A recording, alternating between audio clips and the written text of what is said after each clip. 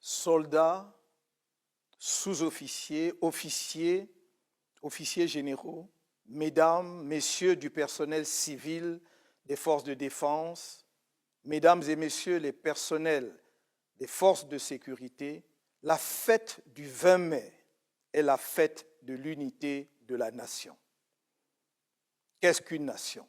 Une nation est une population réunie par l'histoire, dont la volonté de vivre et de construire ensemble un destin commun en fait un peuple. C'est également un territoire défini par des frontières. C'est aussi un drapeau et un chant de rassemblement qu'on appelle l'hymne national. Par-delà les gouvernements, les communautés, les organisations politiques, il existe un corps de métier qui est à la fois le creuset et le ciment de la nation. C'est l'armée nationale et plus largement les forces de défense et de sécurité. C'est l'armée, certes sous l'autorité intangible du pouvoir civil, qui protège le peuple avec lequel elle fait corps. C'est elle qui défend les frontières de la nation et donc l'intégrité du territoire. C'est elle qui verse son sang pour le drapeau en chantant l'hymne national, ce grand chant de ralliement et de dévotion. C'est pourquoi il m'a paru important de m'adresser spécialement à l'armée camerounaise, notre armée, et plus globalement aux forces de défense et de sécurité, à l'occasion de cette 49e édition de la Fête de l'Unité nationale qui intervient dans un contexte particulier. En effet, le Cameroun connaît depuis 2014 une succession de crises sécuritaires multiformes. Les incursions répétées de la secte Boko Haram dans la région de l'extrême nord, les multiples attaques aux frontières avec la République centrafricaine et depuis 4 ans maintenant, la guerre civile fratricide qui ravage les régions du nord-ouest et du sud-ouest. Cette insécurité devenue chronique qui a rendu inaudible la propagande officielle sur la paix met en péril les fondements de notre jeune nation. Dans ce contexte d'instabilité sécuritaire grave, l'armée et plus généralement les forces de défense et de sécurité ont un rôle vital à jouer afin d'éviter l'érosion de la cohésion nationale. Aussi, à l'occasion de cette fête nationale du 20 mai 2021, si particulière, les militaires et les autres membres de forces de défense et de sécurité qui mettent en péril leur vie pour défendre notre bel héritage commun méritent-ils, plus que par le passé, toute l'attention de la nation. En raison des dysfonctionnements historiques entretenus et du dévoiement organisé de l'institution militaire et des services de sécurité dans notre pays depuis son accession à l'indépendance, certains militaires et membres des services de sécurité pensent être au service d'un régime. Ce détournement politique organisé de l'institution militaire et des services de sécurité de leur objet essentiel a fini par installer l'idée fausse selon laquelle les membres des forces de défense et de sécurité doivent loyauté et fidélité à une personne, plutôt qu'à la Constitution, aux institutions de la République et à la nation dont ils sont l'émanation. Dans mon programme électoral, lors de la campagne présidentielle d'octobre 2018, j'avais esquissé quelques grands axes pour la réforme, la modernisation et la professionnalisation de notre armée. Ces axes reposent sur la définition d'une politique de défense et de sécurité nationale modulable en fonction des défis nationaux et internationaux ainsi que des enjeux géopolitiques et géostratégiques du pays. La politique de défense et de sécurité nationale est le cadre où doivent être fixées les orientations stratégiques des actions militaires, civilo-militaires, économiques et particulièrement industrielles de la nation. En vérité, depuis la création de notre armée en novembre 1959, suivie de l'indépendance du Cameroun oriental, le 1er janvier 1960, et de la réunification avec le Cameroun occidental, le 1er octobre 1961, ce cadre n'a jamais été clairement défini.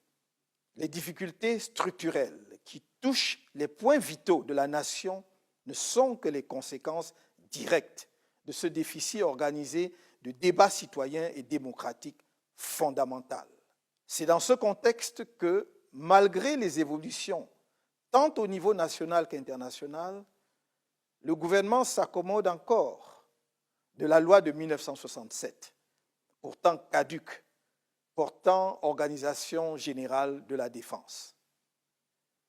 Les 21 décrets relatifs à la modernisation et à la professionnalisation de l'armée, pris par le président de la République, chef des armées en 2001, qui constituent une curiosité juridique, n'y changent rien. Notre politique de défense et de sécurité doit s'inscrire à l'intérieur dans une double logique. D'une part, celle du dépassement des clivages et des replis identitaires sous toutes leurs formes. D'autre part, celle de l'enracinement durable de la paix et de la culture démocratique dans la nation tout entière. Ce doit être l'objectif majeur de construction nationale. Une politique de défense et de sécurité qui ne place pas l'homme au cœur de ses préoccupations a peu de chances d'atteindre les objectifs stratégiques et opérationnels qu'elle poursuit. C'est pourquoi la condition militaire doit être l'objet de toutes les attentions. Dans cette perspective, l'adoption d'une loi sur les pupilles de la nation est, comme je l'ai dit à plusieurs reprises, un impératif et une urgence. Car est-il normal que les enfants orphelins mineurs, des hommes et des femmes morts pour notre nation, continuent d'être abandonnés à leur triste sort? Il est urgent que l'État prenne en charge la scolarité et les frais de santé des enfants mineurs dont les parents ont perdu la vie sous le drapeau. Dans le même ordre d'idées, il est insoutenable de voir des blessés de guerre abandonnés dans les hôpitaux ou réclamer leurs maigres primes, parfois même devant les caméras en présence de leurs ministres. Il y a eu ça et là des erreurs et même des fautes graves sur les règles d'engagement des forces opérationnelles. Nous devons les corriger, les prévenir et infliger les justes sanctions quand elles s'imposent. Mais pour avoir eu l'honneur et le privilège de travailler avec certaines de ces composantes sur des dossiers vitaux pour notre pays, je sais et ai toujours dit que l'armée camerounaise est l'une des mieux formées et des plus professionnelles de notre continent. J'en éprouve une fierté particulière. Dans le Cameroun de demain, nous placerons la justice, l'état de droit, la bonne gouvernance, le respect de la dignité humaine, l'honneur de nos soldats et la démocratie au cœur de notre action politique. Ce Cameroun-là, nous le construisons dès à présent sur les souffrances de tous les prisonniers politiques, ceux de mon parti comme ceux d'autres partis, des journalistes, des leaders d'opinion et de la société civile arrêtés illégalement et emprisonnés arbitrairement depuis des mois. J'ai à cœur de doter notre pays des capacités stratégiques, opérationnelles et humaines susceptibles de lui permettre de faire face à ces nombreux défis sécuritaires. Cependant, le cap de la mutation profonde ainsi fixé à notre système de défense et de sécurité a pour précondition la confiance de la nation en son armée et en ses services de sécurité. Cette confiance indispensable reste à construire, tant il apparaît encore à beaucoup de nos compatriotes que les institutions militaires et sécuritaires restent un instrument quasi privé de répression politique aux mains de celui qui contrôle le pouvoir et de son parti politique. C'est dans le sillage de cette confiance à bâtir avec vous la nation et qui se nourrira de votre compétence morale que je vous invite, soldats, sous-officiers, officiers, officiers généraux, personnel civil de la défense, membres des forces de sécurité, à ne pas vous sentir menacés par l'alternance démocratique devenue inéluctable dans notre pays. Sous le nouveau pouvoir que les Camerounais porteront à la tête du pays de façon libre, à travers des élections justes et transparentes, il n'y aura aucune rancœur, ni aucune chasse aux sorcières.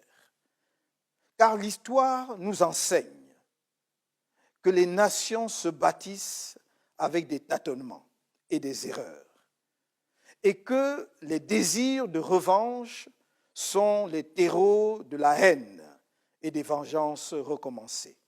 Ce nouveau pouvoir qu'une majorité écrasante de Camerounais appelle de tous ses voeux sera la conséquence logique du dialogue inclusif par lequel nous trouverons ensemble, en tant qu'enfants d'un même pays, une solution pacifique durable aux conflits armés dans les régions du Nord-Ouest et du Sud-Ouest et l'émanation du libre choix des Camerounais sur la base d'une réforme consensuelle du système électoral.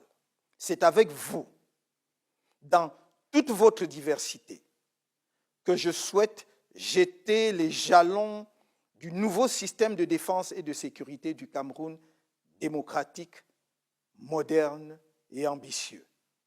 Ne vous laissez pas effrayer.